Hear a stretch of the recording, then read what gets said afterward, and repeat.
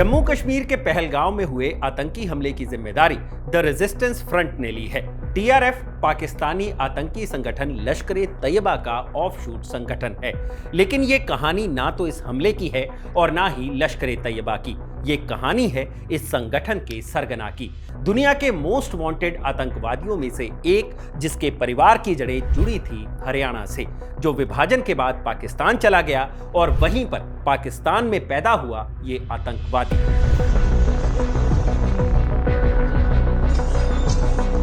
इस आतंकी ने पहले इस्लामिक तालीम हासिल की और कुरान को मुंह ज़बानी याद कर लिया और उसे मिली हाफिज की उपाधि।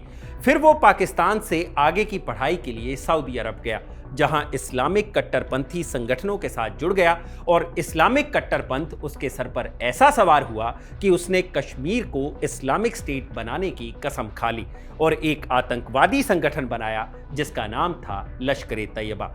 2001 का संसद हमला हो या 2006 मुंबई ट्रेन बम धमाके, 2008 का 26/11 हो या 2016 का पठानकोट हमला, इन सब हमलों के पीछे इसी आतंकवादी का हाथ था। नाम हाफिज सईद। अब एक बार फिर पहलगाम हमले के पीछे भी हाफिज सईद का ही हाथ बताया जा रहा है। तो आज हम सुनाएंगे आपको कहानी आतंकवादी हाफिज सईद की।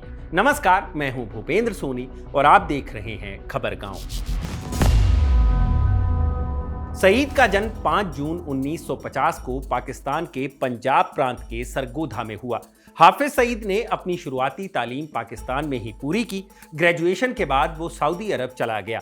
यहाँ उसने किंग साउद यूनिवर्सिटी से इस्लामिक स्टडीज में मास्टर्स की डिग्री हासिल की। सऊदी अरब में रहते हुए हाफिज सईद पर वहाँ के सल्फी और वहाबी आंदोलन का गहरा प्रभाव पड़ा। ये वो आंदोलन थे जो धार्मिक कट्टरपंथता को बढ़ावा दे रहे थे। साल 1985 में हाफिज सईद ने अहले हदीस विचारधारा को बढ़ावा देने के लिए जमात-उद-दावा नाम के एक संगठन की शुरुआत की। ये एक छोटा धार्मिक संगठन था जिसका उद्देश्य इस्लाम के अहले हदीस विचारधारा का प्रचार करना था। अहले हदीस यानी इस्लाम धर्म के मानने वालों का वो ग्रुप जो ये दावा करता है कि हम कुरान और आखिरी पैगंबर मोहम्मद के बताए रास्ते पर चलते हैं, लेकिन पैगंबर मोहम्मद या कुरान ने कभी नहीं कहा कि किसी निर्दोष का नाहक खून बहाओ। ये कौन से इस्लाम को मानते हैं पता नहीं। खैर, जमात-उद-दावा बाद में ज़की-उर-रहमान लखवी के नेतृत्व वाले एक समूह के साथ मिल गया जो अफगान युद्ध में सोवियत सेनाओं के खिलाफ लड़ रहा था। ज़की-उर-रहमान लखवी और हाफिज सईद ने इस नए संगठन का नाम रखा मरकज़-उद-दावा वल इरशाद यानी MDI। आगे चलकर इसके एक सैन्य विंग की स्थापना की गई और इस तरह शुरुआत हुई लश्कर-ए-तैयबा की। इसे बनाने के पीछे कारण क्या था? बहुत सारे कारण थे, लेकिन प्रमुख कारण था जम्मू कश्मीर को आजाद कराना और यहां इस्लामी शासन स्थापित करना। साल 2001 में भारतीय संसद पर हुए हमले के बाद पाकिस्तान ने लश्कर-ए-तैयबा पर प्रतिबंध लगा दिया।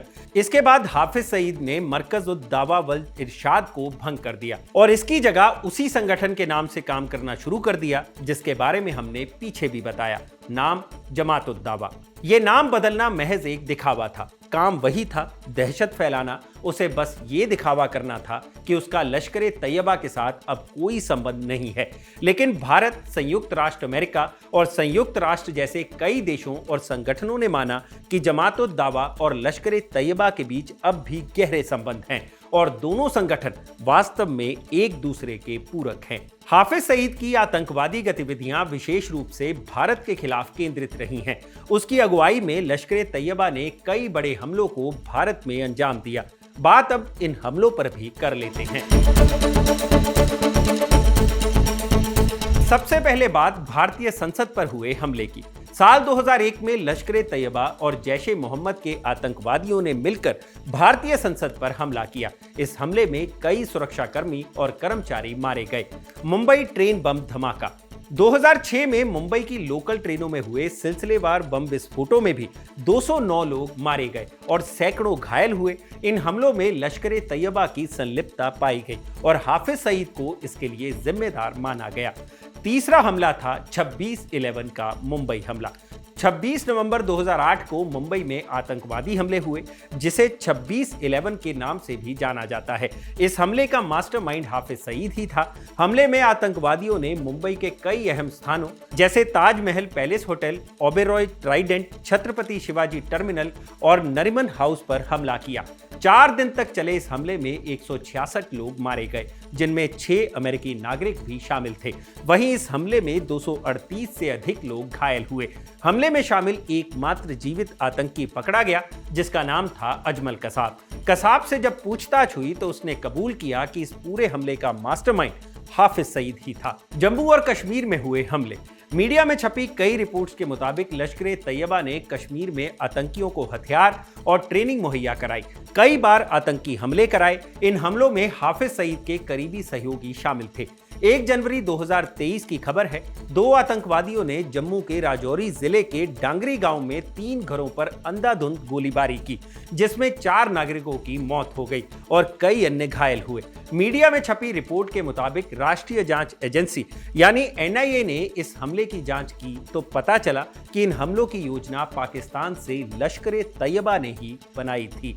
इसके अलावा साल 2016 में पठानकोट और उरी अटैक में भी इसी संगठन का हाथ था, जिसका सरगना है हाफिज सईद। अब बात कर लेते हैं हाफिज सईद पर हुई कार्रवाइयों को लेकर। हाफिज सईद की आतंकवादी गतिविधियों को देखते हुए अंतर्राष्ट्रीय स्तर पर कई बार मामले उठे और कार्रवाइयां भी हुई। अब जान लेते हैं इन एक-एक कार्रवाइयों के बारे में। 2008 के मुंबई हमलों के बाद भारत ने संयुक्त राष्ट्र सुरक्षा परिषद से जमात-उद-दावा और हाफिज सईद को आतंकवाद से संबंधित व्यक्तियों और संगठनों की सूची में शामिल करने का अनुरोध किया। 10 दिसंबर 2008 को संयुक्त राष्ट्र ने जमात-उद-दावा को लश्कर-ए-तैयबा का एक मोर्चा घोषित किया और हाफिज सईद को अंतर्राष्ट्रीय आतंकवादी के रूप में नामित किया। अमेरिका ने मई 2008 में सईद को स्पेशली डेजिग्नेटेड ग्लोबल टेररिस्ट घोषित कर दिया। अप्रैल 2012 में अमेरिकी सरकार ने मुंबई अटैक मामले में हाफिज सईद को गिरफ्तार कराने में मदद करने वालों को इनाम में 10 मिलियन अमेरिकी डॉलर देने का ऐलान कर दिया। वहीं यूरोपियन यूनियन और फ्रांस सहित कई देशों ने हाफिज सईद और उसके संगठनों को आतंकी गतिविधियों के लिए प्रतिबंधित सूची में डाल दिया। FATF financial action task force ने पाकिस्तान को ग्रे लिस्ट में डाल दिया, क्योंकि वो हाफिज सईद और अन्य आतंकी संगठनों के खिलाफ कोई कार्रवाई नहीं कर रहा था। भारत ने कई बार पाकिस्तान से हाफिज सईद के प्रत्यर्पण की मांग की, खास तौर पर 2008 के मुंबई हमलों के बाद। दिसंबर 2023 में भारत ने ऑफिशियली पाकिस्तान से सईद के प्रत्यर्पण का अनुरोध किया, लेकिन पाकिस्तान ने सईद को सौंपने से इनकार कर दिया।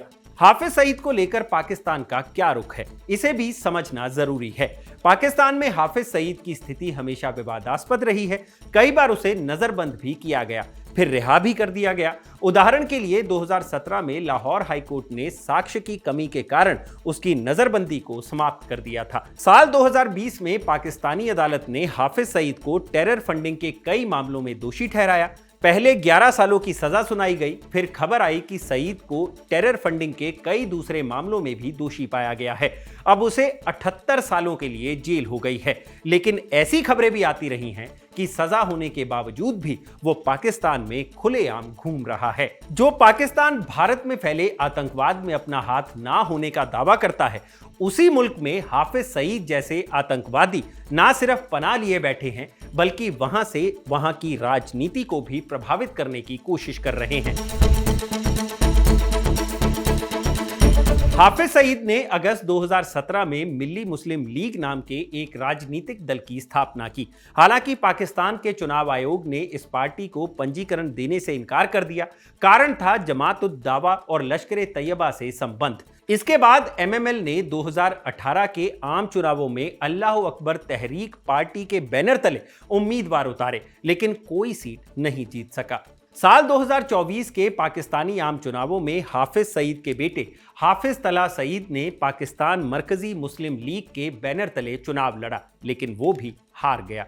हालांकि 16 मार्च 2025 को सोशल मीडिया पर यह दावा किया गया कि हाफिज सईद और उसके करीबी फैजल नदीम उर्फ अबू काताल को पाकिस्तान के झेलम जिले में अज्ञात बंदूकधारियों ने मार डाला। हालांकि इन दावों की कोई आधिकारिक पुष्टि नहीं हुई है। पाकिस्तानी अधिकारियों या सेना की ओर से इस संबंध में कोई बयान जारी नहीं किया गया है। हाफिज सईद ने भारत के खिलाफ आतंक का जो बीज बोया था, उसी का नतीजा है टीआरएफ, जिसने जम्मू कश्मीर के पहलगांव में करीब 26 मासूमों की जान ले ली। तो ये थी आतंकी हाफिज सईद की पूरी कहानी। ऐसे ही और वीडियोस देखने के लिए हमारे चैनल खबरगांव को सब्सक्राइब करना मत भूलिएगा। शुक्रिया।